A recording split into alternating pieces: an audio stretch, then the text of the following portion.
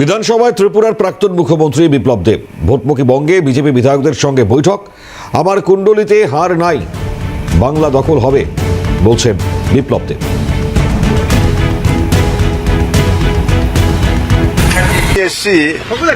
तो सरकार बनिए যাব 100% এসছি তো सरकार बनिए যাব 100% এসছি তো सरकार बनिए যাব 100% এসছি তো सरकार बनिए যাব 100%। আমরা পশ্চিমবাংলার মানুষকে মুক্তি দিতে চাই।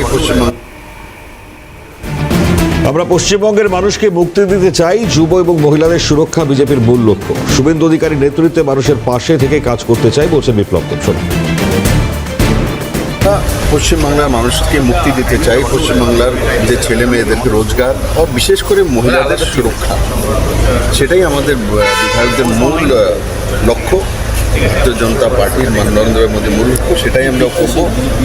মানুষের সঙ্গে সাথ দেব, মানুষ মুক্তি চাইছে, আমাদের বিধায়করা যারা আছে সুমনবাবুর নেতৃত্বে সেই কাজগুলো করছে। বিপ্লব দেবের যা বক্তব্য তা নিয়ে শুভেন্দু অধিকারী কি বলছেন শোনান।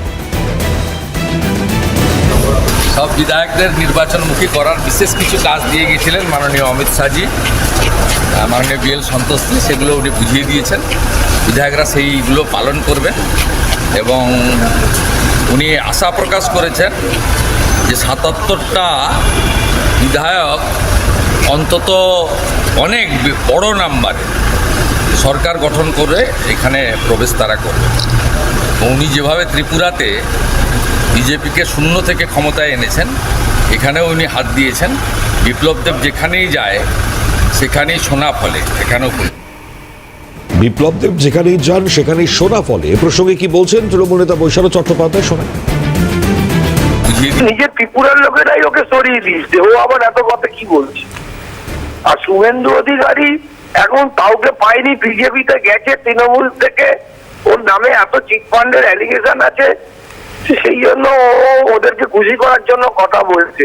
আপনি লিখে রাখুন 2026-এর নির্বাচনে ওরা 50-এর বেশি সিট টপকাতে পারবে না, 50-এর তলায়।